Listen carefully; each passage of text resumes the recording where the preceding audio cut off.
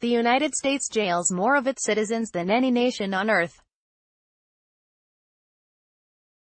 Florida's incarceration rate is higher than any country's, so it would seem logical to ratchet down the war on drugs, demilitarize local police departments, and persuade local cops to arrest fewer people. Instead, many Florida prosecutors have announced support for a state-level version of something called Marsy's Law, which is on the November 6 ballot. If enacted, Amendment 6 would allow crime victims to demand harsher sentences for people who've allegedly wronged them. One supporter is Democratic Miami-Dade State Attorney Catherine Fernandez-Rundle, who tries to position herself as a progressive. Amendment 6 is an opportunity for every Floridian to stand up, Rundle states in a 30-second spot, to say that victims have rights and that they should be protected. They should be in our Constitution. But as New Yorker writer and Harvard historian Jill Lepore chronicled earlier this year, the victims' rights movement represents a bizarre partnership between the less progressive corners of. They generally believe state and federal laws give accused criminals too many legal protections and ignore the victims. It appears that a single, wealthy donor has been bankrolling much of the effort.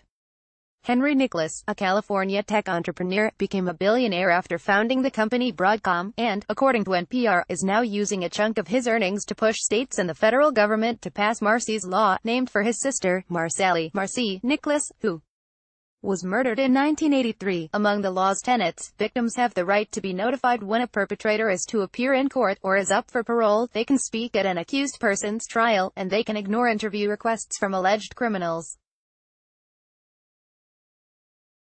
6 states have passed Marsy's Law-style amendments. 6 other states are set to vote on similar provisions this month. Florida is one of them.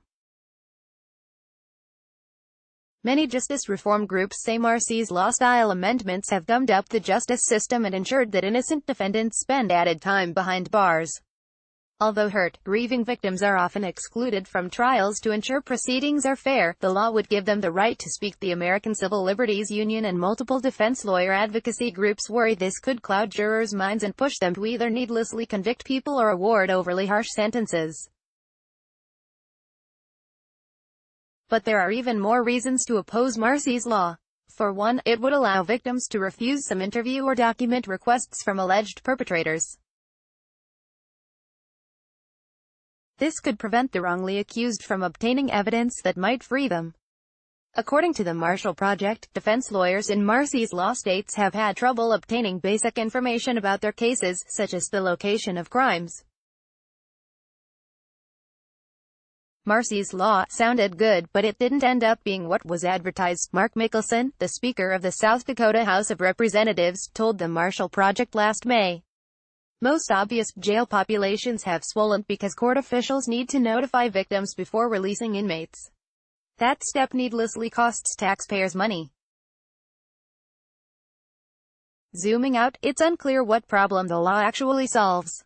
Justice reform groups almost uniformly agree the present American justice system is already too harsh on criminals. Per the Huffington Post, some crime victims say it would be more helpful to fund victims' services, such as mental health counseling programs, rather than make the justice system harsher. Even the Libertarian Party of Florida opposes the measure. Some protections in the measure might make a bit of sense, giving victims the right to be free from harassment. For example, many sectors in the so-called Crime Victims' Bill of Rights come across as draconian. For example, it gives victims the right to be intimately involved in sentencing and bail decisions and even lets them weigh in on clemency procedures that might occur decades down the line. The ballot language makes no distinction between victims of violent and non-violent crimes, so under the law, you'd be free to ask the court to harshly punish someone who stole your wallet. The bill fundamentally changes the way states thinking about prosecution. Criminal cases would no longer mete out punishment and rehabilitation on behalf of the collective population, but instead enact retribution for individuals. Some of Rundle's statements have been downright misleading. For one, the Florida Constitution already protects victims' rights. In fact, according to WLRN's Danny Rivero, Florida was the first state to enact victims' rights protections. This would undo that. Screenshots from a Leon County opinion that struck this amendment from the ballot, until the state Supreme Court ruled it could stay. pic.twitter.com/VLJFFHRTXJ, Danny Rivero, @TooMuchMe, October 31, 2018. Moreover, Amendment 6 is more than just Marcy's law. Thanks to the actions of the State Constitution Revision Commission, a body of people appointed by Gov.